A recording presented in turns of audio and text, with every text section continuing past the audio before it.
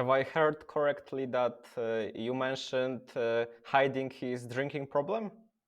Yeah. So, I mean, if you talk to anybody over at the Wim Hof Method and you talk about alcoholism in his past, which is pretty apparent that he was an alcoholic, they will tell you that he was never an alcoholic and you should never say that. And if you do say that, well, they will sue you. This is something that happens from Inner Fire, which is the organization now run by his children.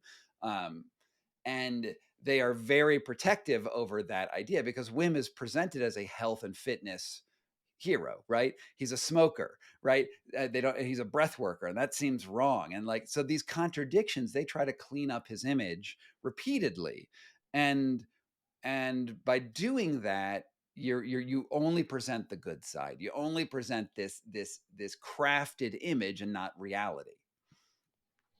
Yes, so that's quite a shock for me.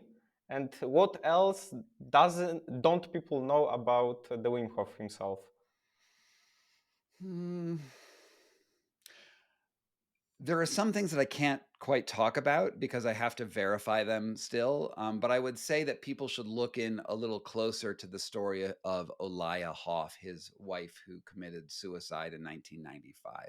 The story that Wim Hof presents repeatedly is that when she died, he was in grief and that he had to go to the ice water to manage his grief. And if he'd only taught her how to use ice water, she wouldn't have died. And this is like a foundational story of the Wim Hof method. I think that story is much more complex. Oh, my phone was ringing. Um, No I, problem. I think that story is much more complex than it is. And although I have information that I'm not going to share here on this podcast, I will say there's a Daily Mail interview that Wim Hof did where he talks about Olaya almost slitting Ainam's throat with a knife.